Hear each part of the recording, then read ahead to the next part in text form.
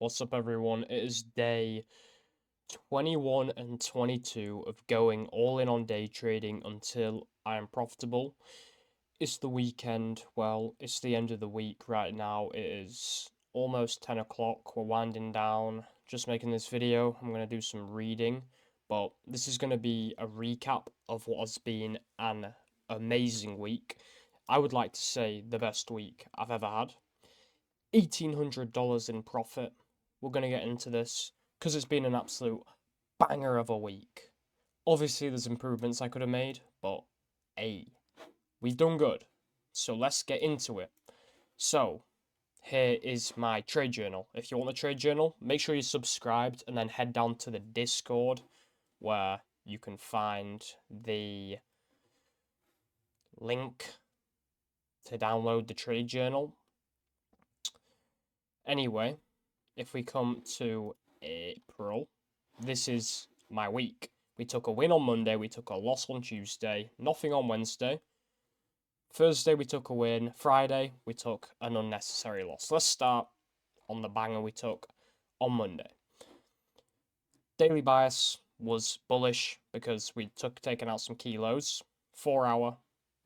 I was expecting that draw to this new day opening gap. Obviously, that ended up playing out. We had a 1 hour sweep of liquidity. 5 minute, we had a inversion of that fair value gap. We tapped into this order block, shot out of it. Really nice trade. Really nice trade. Those are the kind of trades you kind of dream of. And then, this is all the journaling I do for it. It takes me about it looks like it takes me 1 minute. It takes me a bit longer than that. It takes me about maybe 15 minutes to do all this. Tuesday, I wasn't really annoyed with this loss. My bias was, by the way, Tuesday is this dotted line going through it. My bias was bearish until we came into this. Sorry, when we came into this bearish imbalance, it was bearish, but until we came into there, it was bullish. So I was expecting a draw to this previous day high, which was also the entry to the bearish 1 day fair value gap. We ended up getting that. We just chopped around before we delivered. And we got a secondary sweep, which, hey man, I don't know how predictable that is, but we drew into a 4 hour imbalance, so I took it off that. 5 minute rejected. I could have been a bit more patient with the entry. I could have waited for it to come down a little bit more. Either way, this trade would have hit stop loss. That's why I'm not too annoyed at it. But yeah, I could have been a bit more patient, or at least joined it a bit quick. Either joined it quicker or been more patient once it had already pumped up a little bit. Because I was joining off this 5 minute Schmordercock that we got tapped into because this was the final leg down to the liquidity. What did I do wrong? Should have been quicker to enter or taken a bit longer to enter. Wednesday there was no trade because we had something going on. We had something bad going on. And look, I look back on the charts, I was like, right, if I actually did trade, that would have been a loss, so I was glad I didn't trade. Thursday, I was in school for this one. Bias was bearish. Obviously, everyone knows what was happening with the Trump tariffs, I would assume. Taking the real world economic situations into account, we're only going to be taking shorts. And that ended up being a winner.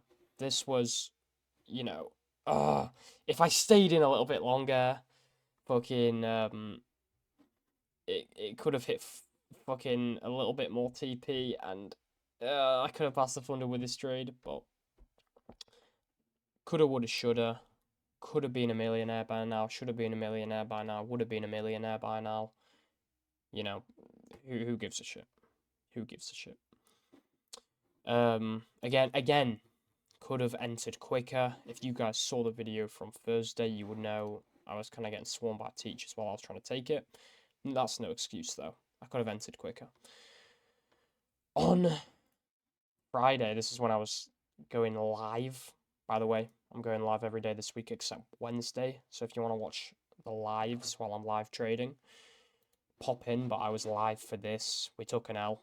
This was really stupid. I know I shouldn't just be blaming it on Powell speaking, and NFP. NFP did nothing, by the way, but Powell speaking could have been an issue.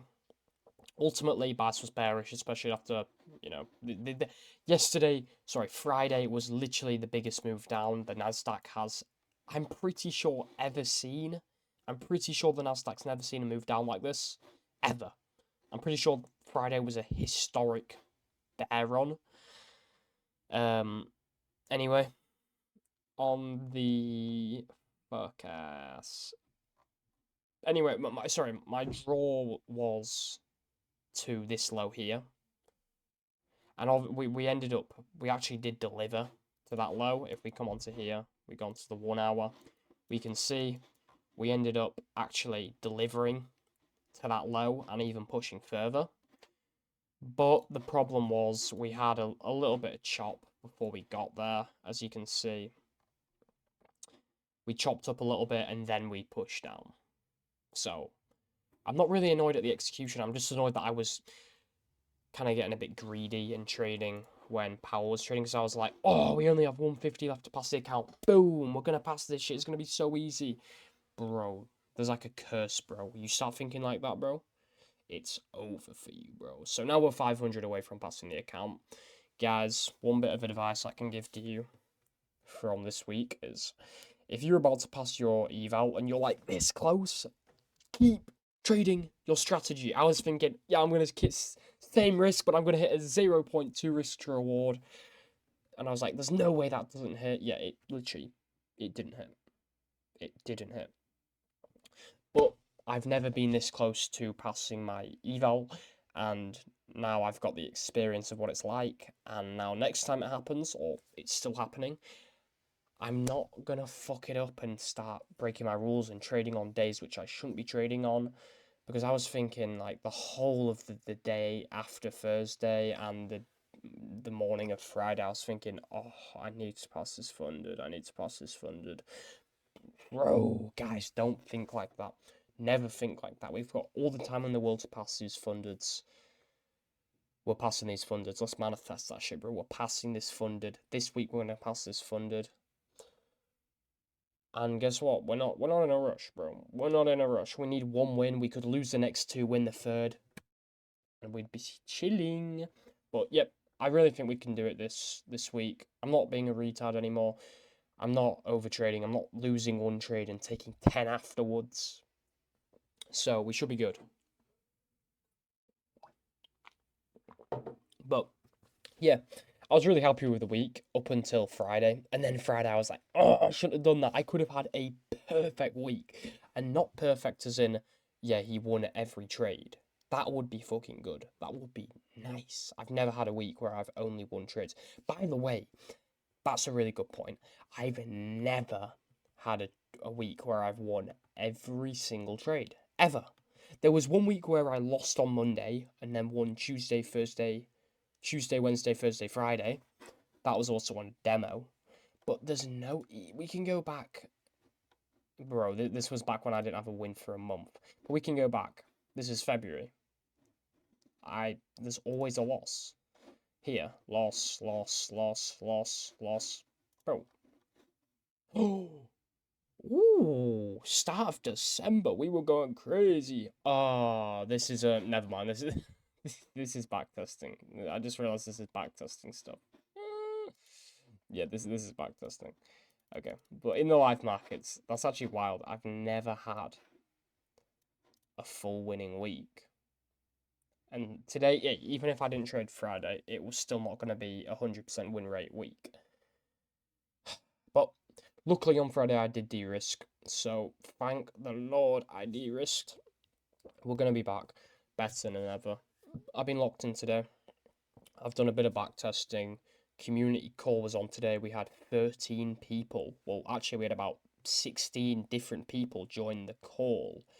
So thank you guys for joining in. I feel like a lot of people find that valuable, and it's really good just to talk about trading, just to have other people, even if you already have friends to talk about trading with.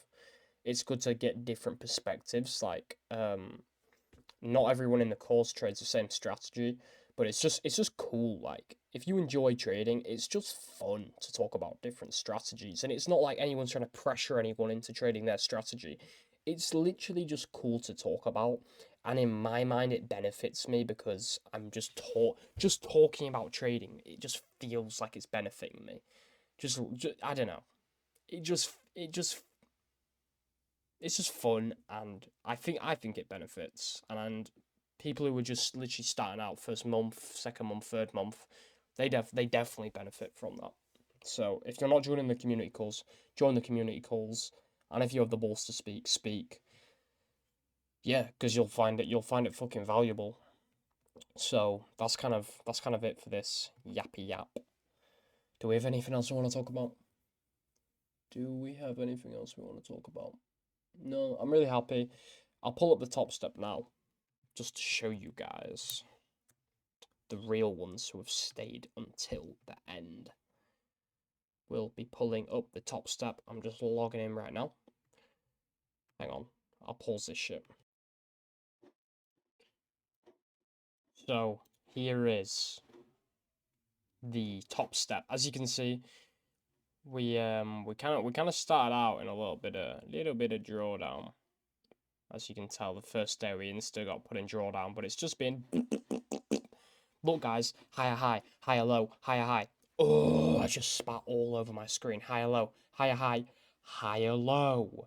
Can we make the new higher high, breaking into the 53,000s and passing the account? Guys, the data says, well, the very limited data we have says the higher high will be made the next time we trade. Will we do it? Will we not? Find out next time. Tune in for the next video. Until then, goodbye.